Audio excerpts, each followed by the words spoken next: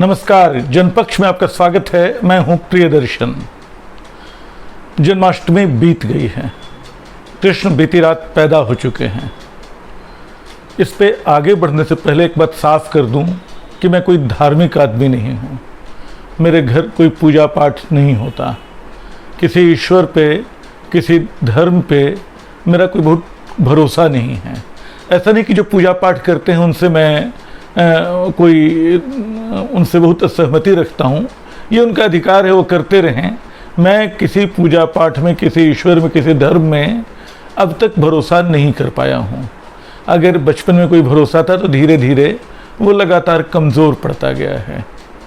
लेकिन मुझे राम का चरित्र हो, कृष्ण का चरित्र हो, कई दूसरे किरदार हो, मोहम्मद साहब का चरित्र हो, ईसा मसीह का चरित्र हो, ये लुभाता है। मैं धार्मिक किताबों को साहित्यिक किताबों की तरह, साहित्यिक कृतियों की तरह पढ़ना चाहता हूँ। रामायण, बाइबिल या महाभारत या कुरान मेरे लिए धार्मिक ग्रंथ नहीं है, साहित्यिक ग्रंथ हैं। और मैं इनसे प्रेरणा भी लेता हूँ। ठीक वैसे जैसे मैं रविन्द्रनाथ टैगोर के गोरा से, जैसे मैं प्रेमचंद के गोदान से, जैसे मैं मैक्सिम गोर्की के मदर से प्रेरित होता हूँ। वो किरदार भी मुझे छूते हैं। मुझे मालूम है कि पावेल कोई नहीं है, मुझे मालूम है कि होरी कोई नहीं है, लेकिन मैं होरी के दुख में शामिल होता हूँ। पावेल की क्रांतिकारिता को से अभिभूत होता हूँ। मुझे मालूम है कि स्पार्टाकस का जो इतिहास की जो कहानी है, वो कहानी मुझे छूती है। तो ये साहित्यिक किरदार है मेरे लिए, जो हमारे मानस को गढ़ते रहे हैं और हमेशा से गढ़ते रहे हैं। उनको धर्म की तरह नहीं, मिथक के चरित्रों की तरह भी याद करें तो हमारे निर्माण में, हमारी निर्मिति में इन चरित्रों की भूमिका रही है। हमने एक दौर में धर्म या इन कहानियों से करुणा सीखी है, मनुष्यता का मर्म सीखा है। आज सच है कि धर्म बिल्कुल राजनीति का हथियार बना हुआ है। उसके नाम पे जितना खून बहाया गया है दुनिया में, जितने अत्याचार हुए हैं दुनिया में, उतना किसी और नाम पे नहीं हुआ है।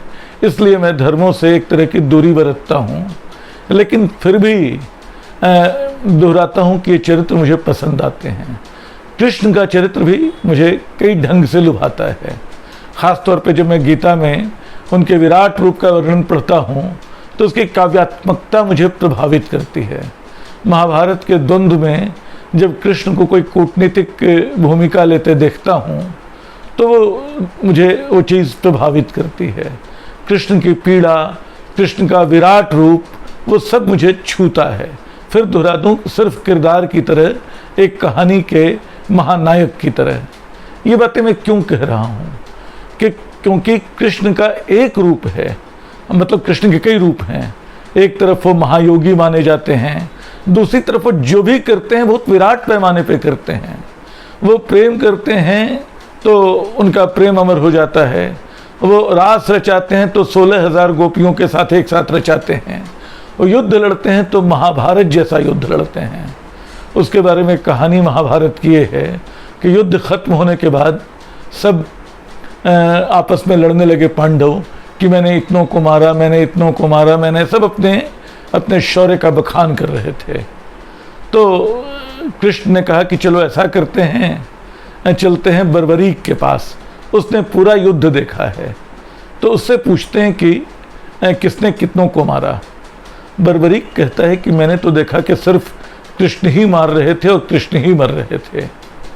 तो ये कृष्ण हैं, हर पीड़ा में, हर युद्ध में, हर कूटनीति के दांव में, हर रास में एकाकार होते हैं।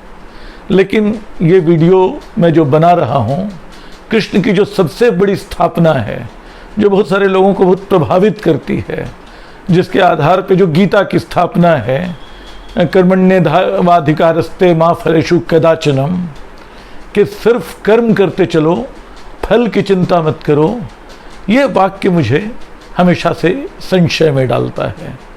आखिर जब हम कुछ करते हैं तो उसके फल का मतलब सफलता और विफलता नहीं होता है, उसके नतीजे भी होता है।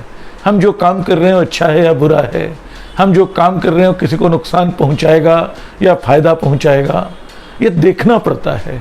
इसको देखे बिना अगर आप सारे काम करते हैं तो एक बड़े दार्शनिक स्तर पे तो किसी की हत्या भी जायज़ है और किसी के साथ कोई दूसरा अपराध भी जायज़ हो सकता है, लेकिन सारे युद्धों को किसी न किसी वजहों से जायज़ ठहराया जाता है, जबकि वो एक तरह हत्याओं का महाउत्सव हो जाते हैं। तो अगर सब कुछ जायज़ है, सब कुछ कर्म है, कर्म को बिना फल की चिंता किए किया जाना है, तब एक बड़ा डरावना परिदृश्य उपस्थित हो सकता है। तब हर गुनाह की एक कैफियत हो सकती है, हर जुर्म की एक कैफियत हो सकती है। तो बार बार मुझे लगता है कि हालांकि इसी आधार पे कृष्ण को कर्मयोगी कहा गया, बहुत सारे लोगों ने कृष्ण की बात पे पूरी किताबें लिख दी। जो गीता पे बहुत सारी टीकाएं मिलती हैं, गांधी ने भी लिखी है, तिलक ने भी लिखी है, बहुत सारे लोगों ने लिखी है, और उन सब में इसको बहुत ज़्यादा रेखांकित किया गया है कि सिर्फ कर्म की चिंता करो, फल की चिंता मत करो। लेकिन फल के बिना कर्म की चिंता, कर्म करने का क्या मतलब है? फल होता है, उसके अच्छे बुरे नतीजे होते हैं। अगर वो सफलता और विफलता की बात भर है तब तो ज़्यादा बड़ी बात नहीं है। या कर्म की कोई व्याख्या ऐसी हो जिसमें शामिल हो, निष्काम कर्म की बात करते हैं कृष्ण। ये निष्काम कर्म क्या होता है? ये बात मुझे थोड़ी संशय में डालती है। दूसरी बात जो मुझे लगती है गीता के ही संदर्भ में, क्योंकि कृष्ण का जो सबसे विराट दार्शनिक स्वरूप है वो शायद उनके बाकी स्वरूपों पर भारी है, तो कृष्ण का जो विराट रूप है उसके तहत वो एक बात कहते हैं कि जब भी धर्म की हानि होती है वो धरती पे अवतार लेते हैं। अब ये अवतार लेने वाला मामला हमारे युग में बड़ा अजीब सा है। मैंने कहा कि मैं ईश्वर पे भरोसा नहीं करता हूँ, मैं इनको किरदारों की तरह, साहित्यिक किरदारों की तरह जानता हूँ, पढ़ता हूँ, इनसे आंदोलित और संवेदित होता हूँ। लेकिन जब कोई कहे कि मुझे मालूम है कि कोई लौट कर नहीं आएगा, स्पार्टाकस नहीं लौटेगा, पावेल मैक्सिम गोर्की का नहीं लौटेगा, होरी नहीं लौटेगा, कृष्ण भी नहीं लौटेंगे, कोई अवतार नहीं लेंगे, बस ये सच्चाई है कि उसकी हकीकत दूसरों को झेलनी पड़ सकती है, दूसरों को विद्रोह, दूसरों को वो लड़ाई लड़नी पड़ सकती है। होरी हमारे समाज में जैसे बने रहे, बचे रहे, और पावेल बार बार पैदा होता रहा, बार बार मरता रहा। इसी तरह आप कह सकते हैं कि दुनिया भर के किरदार लौट लौट कर आते हैं, लेकिन किसी श्रद्धा, किसी ईश्वर, किसी अवतार के भरोसे हम चाहें कि हमारी दुनिया बदल जाएगी तो ऐसा होता नहीं है।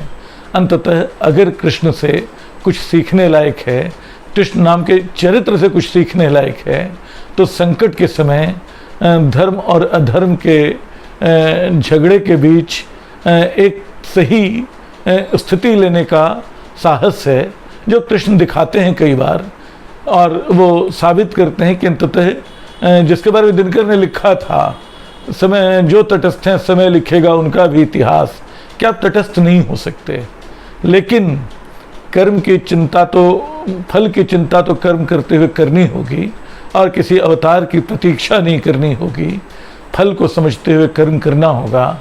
मुझे नहीं मालूम कि मेरी इस व्याख्या से ऐसा न हो कि कुछ की भावनाएं भड़क जाएं। आजकल ये डर भी बहुत सताता है, और मैं जानता हूं कि अगर मैं अपने एतराज को किसी सवाल की तरह रखूं तो इन सवालों का जवाब कौन देगा? कृष्ण तो आएंगे नहीं, हमें अपने समय से ये जवाब, ये उत्तर लेने होंगे। उम्मीद करता हूँ कि वीडियो में उठाई ये बात आपको अच्छी लगी होगी। आप शायद इस पे विचार करेंगे। मिथकों की पूरी कहानियाँ बदलती रहती हैं। रामायण और महाभारत की बहुत सारी व्याख्याएं बदली हैं, बहुत सारी नई जुड़ी हैं। मैं आमंत्रित करता हूँ कि इस बातचीत को लोग आगे बढ़ाएं और इस वीडियो पे अपनी राय दें। धन्यवाद।